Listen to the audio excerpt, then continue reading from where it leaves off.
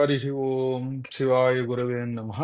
శ్రీ శివ అష్టోత్తర శతనామావళిలో భాగంగా కార్తీక మాసం 26వ రోజు మనం చెప్పుకుంటున్న 4 నామములు భగనేత్రభి, అవ్యక్త, సహస్రాక్ష, సహస్రపాద.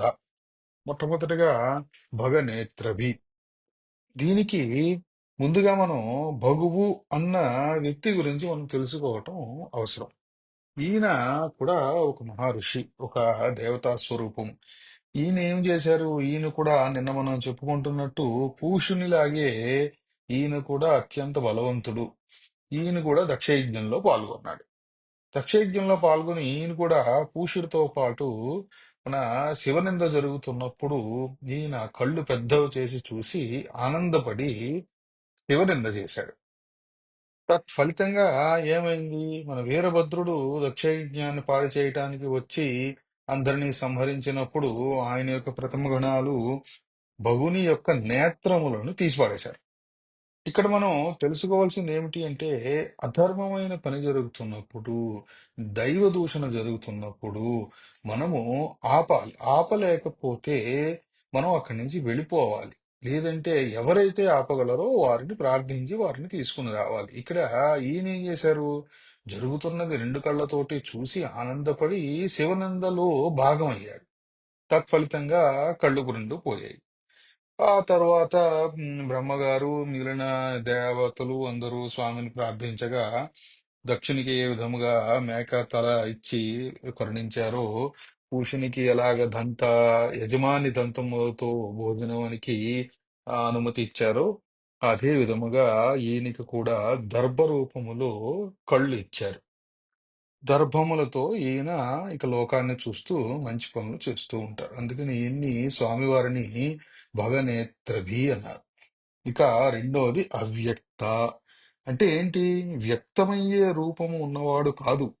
లోపల ఉండి బయట ఉండి అనేక రకములైన రూపములకు ఈయన అధిపతి. అంటే ఒక రకంగా ఉంటారు అని మనం చెప్పలేం. అందుకని ఎక్కువగా స్వామివారిని మనము లింగ రూపంలో ప్రార్థిస్తూ ఉంటాం. మనము సభాపతిభ్యశ్చ నమో నమః అంటాం. అంటే ఏంటి? సభా సభాపతి అని ఇద్దరుగా వేరుగా కనపడే స్వామి వినేవాడు చెప్పేవాడు అని రెండుగా ఉండడు. అన్నీ ఒకటే, అన్నీ శివుడే. మనం స్వామివారి ధ్యాన శ్లోకంలో ఆపాతాళనభస్థలాంత భువన బ్రహ్మాండమా విస్ఫురతు జ్యోతిస్ఫాటికలింగమౌళి విలసత్ పూర్ణేందు వాంతామృతై అస్తోకాప్లుతమేకమీశమనిశం రుద్రానువాకాంచపన్ ధ్యాయేదీప్సిత సిద్ధయే ధ్రువపదం విప్రోభిషించేచ్చివం అంటాం. అంటే ఏమిటి? శివలింగ రూపములో ఉంటాడు. మనకు ఇచ్చినవన్నీ ఆయన శివలింగ రూపంలో ఇస్తారు. ఆయన మీద కొంచెం మనం నీళ్లు పోస్తే, అభిషేకం చేస్తే ఆయన చల్లబడిపోతాడు. అంటే మన చల్లదనం కోసం, లోకం చల్లదనం కోసం శివలింగ రూపములో ఆయన ఉన్నాడు. మనం దేని నుంచి వచ్చాము, దేనిలో ఉంటామో, దేనిలో వెళ్ళిపోతామో తెలియదు. అందుకనే ఆయన్ని శివలింగ రూపంలో మనం పూజించుకుంటూ ఉంటాం.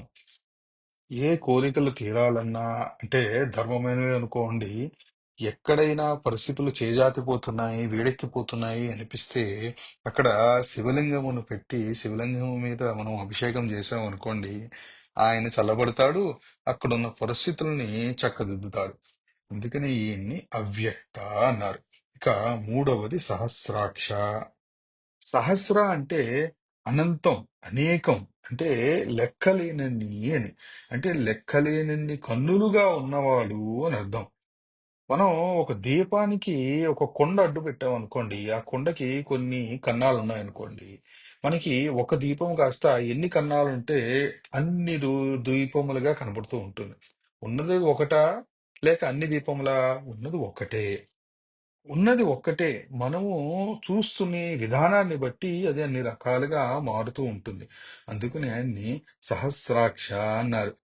నానా ఛిద్రఘటోధరి స్థిత మహాదీప ప్రభాభాస్వరం జ్ఞానం యస్య తు చక్షరాధికరణ ద్వారా బహిస్పందతే జానామీతి తమేవ భాంతమనుబాధ్య తత్సమస్తం జగత్ అని శ్రీ దక్షిణామూర్తి స్తోత్రంలో శంకర భగవత్పాదులు అంటారు. అంటే మనం చూసే విధానాన్ని బట్టి స్వామివారు మనకి అనేక రూపములుగా కనబడుతూ ఉంటారు. ఆయనకి అనేకమైన కన్నులు ఉన్నవి అని సహస్రాక్ష అని అన్నారు. ఇప్పుడు నాలుగవది సహస్రపాద. ఇందాకని చెప్పుకున్నట్టు సహస్రము అంటే అనంతము, అనేకము అని. అంటే అనేకమైన పాదములు గలవాడు అని. అంటే అనేకమైన పాదములు అంటే ఇక్కడ మనం చూడాల్సింది ఆయనకి ఏవో చాలా కాళ్ళు ఉన్నాయని కాదు. ఆయన ఎక్కడ కావాలంటే అక్కడ నించోగలడు. ఎక్కడ కావాలంటే అక్కడ నడవగలడు. ఆయన ఎక్కడ చూసినా నడుస్తున్నట్టే ఉంటుంది. ఆయన ఎక్కడ చూసినా ఉన్నట్టే ఉంటుంది. అంటే ఈయనకి ఒక కాలుందా? అన్ని కాళ్ళున్నాయా అని కాదు. ఆయన ఎక్కడైనా నడుస్తూ ఉంటారు. అంటే ఆయన సహస్రపాదుడు అని అర్థం ఆయనకి. మనం రుద్ర జపంలో చెప్పుకుంటాం. సహస్రాని సహస్రశో ఏ రుద్రాది భూమ్యాం ఏతేషాగం సహస్రయోజనేవ ధన్వాని తన్మసి అని. అంటే రుద్రులు అనేక మంది ఉన్నారు. ఎక్కడ చూసినా రుద్రులే, అన్ని చోట్ల రుద్రులే. మన మీదకి వచ్చే ఆపదలను ఈ రుద్రులు వారి యొక్క ధనుస్సులతోటి సహస్ర యోజనముల దూరములైనా ఉన్నా సరే, ఆ విల్లుతోటి మనల్ని కాపాడుతూ ఉంటారు అని.